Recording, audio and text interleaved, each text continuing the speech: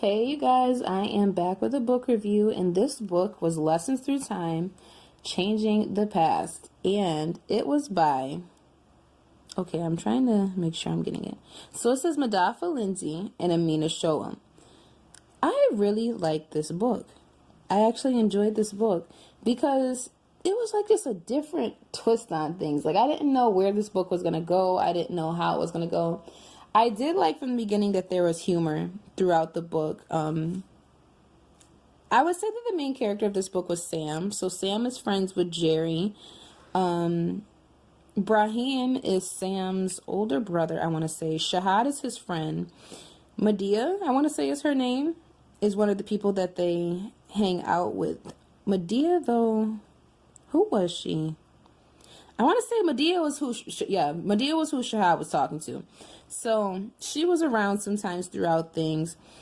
Jerry was also around through a lot of stuff. So basically all four of the friends, they're really close. They hang out together. From the beginning of the book, you see that, like, while they do go to school as teenagers, they do go to school, they kind of don't really care about being late. They kind of ride around before school and they go chill and they go meet up with each other. And even the parents are kind of like, aren't y'all about to be late for school? They don't really care. Like, you know how teenage boys are. They really don't. They don't care about rules. They live by their own set of rules when it comes to things. There is an incident in the beginning of the book when Jerry is on the basketball court. It seems like, well, he's like basically out and about. His sister's out playing, I believe it was jump rope Angela was doing. Yeah, she was playing, she was double dutching with her friends. So a boy named Max comes up to Angela and starts messing with her. She's not feeling it. She's not feeling the whole situation. But I think the reason why he was really trying to do it was he was trying to impress one of Angela's friends. He's sitting here, like, getting in the way of them playing double dutch. And Angela tells him, like, she tells him off very quickly and tells him that he needs to get out of her way. So instead of him getting out of the way, the boy Max, his pride is hit and his ego is hit because now he's embarrassed because the girl that he was trying to impress, now he looks stupid and all of Angela's friends were laughing at him. So Angela responds to him talking to her crazy back by saying, I'm going to go get my little brother. So when she does, she goes and she gets Jerry, and Sam comes along with Jerry to go and confront Max about it. So while they're confronting Max about it, Max is also with someone, and Punchy is the person that Max is with. I loved his name because it was so different. I can honestly say that's the first time I ever saw that name in a book. But the reason why they call him Punchy is because he's a boxer, he fights, and he's just not the type of person you want to go running up on just because, unless you're prepared for whatever it is he's going to throw your way.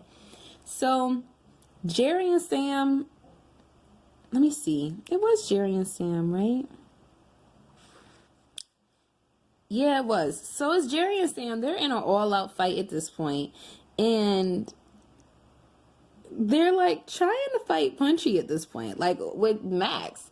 And Punchy kind of sort of like gives them a run for their money. Like, the one friend wasn't even equipped to sit here and fight Punchy. Like, it was clear that he wasn't equipped. So the other friend steps in, like, listen, I got it from here. Like, you look like you're tired. And he said it to make sure that he don't hurt his little feelings, because, again, boys be sensitive. And you can't say the wrong set of things to them or else they get into their feelings. So from there, Punchy actually becomes friends with them. And he invites them over to a kickback that he has going on. They're also all talking about how prom is coming up. So they're all excited about that. What did bother me about the boys is how they treated the girls that were interested in them or the girls that they were dealing with. They had moments where they were honestly just rude as shit. They were behaving how many teenage boys behave, of just being kind of rude, disrespectful, and dismissive to the girls for no reason, even when it was just unprovoked. They were just kind of rude, and it wasn't all that shocking to see that, because that's reality. You really see that happening in real life. I am trying to see. So from there, they do end up going to this rave after prom. And while they're at this rave, I'm trying not to say too much, but while they're at this rave, they kind of decide, like, there's some of them that decide, like, Sam decides he's kind of over it. The other friends too, Jerry decides that he's over it. Zaire decides he's over it. The only person that really had wanted to stay was Punchy, because he's on some, oh, they're all taking off their shirts. They're all high out here. I'm trying to get a situation of my own. So they tell him, like, all right, so we're going to leave. And I want to say they all did drive. Like, most of them drove in. They at least took 2 cars out there, I want to say. So while they're getting ready to drive back home, they see, like, this factory. They see, like, this warehouse that's, like, abandoned off on the side of the road. And one of them becomes very adventurous, wants to wander off in there. So curiosity, often, as the phrase goes, curiosity killed the cat. They get in there, and one of them starts touching too many buttons. They find themselves basically trapped in a room to an extent. 2 of them are now trapped in a room. You have Sam and, let me go back. I want to say it's Sam and Zaire. They're basically trapped in a room at this point. And the one is still pushing buttons. And before they know it, they're in a swamp. They're kind of sort of feeling like they're drowning. They're trying to swim. They get out the swamp and they're approached by 2 white men that are asking them, like, what are y'all doing out here? You know, like, what are y'all doing out here type of thing. So at first they're kind of confused as to why the men are talking to them the way they're talking. But it becomes clear to them that they're in slavery days. Like, it becomes clear to them because they're trying to get away from these men. These men take them to a plantation. So now they're on this plantation and they're trying to figure out what year is it and how the hell do we get home? They end up finding out, I want to say the year specifically was 1812 or was 1821.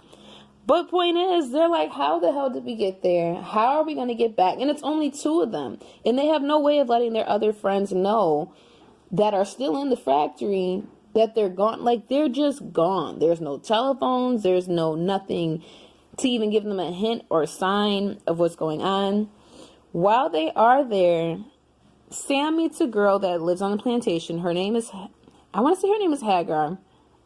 And she really helps them a lot. She helps them to be able to kind of learn how to maneuver the plantation, how to pick cotton, how to not talk back to the people that are supposed to be in control, how to control their emotions when they see something wild happen, because wild stuff does happen before their eyes and they're not equipped for it because it's something they've only seen in movies. And one of them was even saying at one point in the book, it's one thing when you see it in a movie, I can't even stomach stuff like that in a movie, but to see it happening before him, he felt like any day now he was going to snap. But he knew that he couldn't because he had no way of knowing how he was going to get back to present day. And it was crazy. Like, I honestly really liked this book. Like, this book became one of my favorite books I done read this year because it was just a different twist. Like, it just was a different twist on urban fiction. It was a different twist on, like, it first starts off in the hood and this and that, and they're doing reckless stuff and they're having guns with them and all this. And then it's like the experiences they went through really had to humble them. Like, even if it was just a temporary humbling, it really had to show them, like, you think you're tough and you think you're this and that when you're back home, but your ancestors and what they came from, they had to have a different level of toughness. They were a different level of strong. So, you guys, I highly recommend this book. I really, really like this book. You have to check it out. This book is also, I want to say, on Kindle Unlimited. I am about to tell you how many pages it is. It looks like the book is 130 pages. For me, it says typical time to read was 2 hours and 53 minutes. You guys have to check this book out. You have to check it out. And I can say, even if you're not into books where it does talk about slavery or it does talk about gruesome things, it wasn't all that gruesome of a book. Like, it really wasn't, because I can't stomach certain situations. So there was no, like, graphic scenes of, like, violence that were drawn out for pages. Like, there were mentions of, like, beatings and what happened if someone was raped and this and that, but it didn't go on in depth and in length. Like, it more so was talked about in regards to how it affected the boys that were there. So you guys check out this book and you let me know what you think down in the comments. If you've already read the book, please tell me what you think in the comments as well. So that's all I have to say for now, and I am out.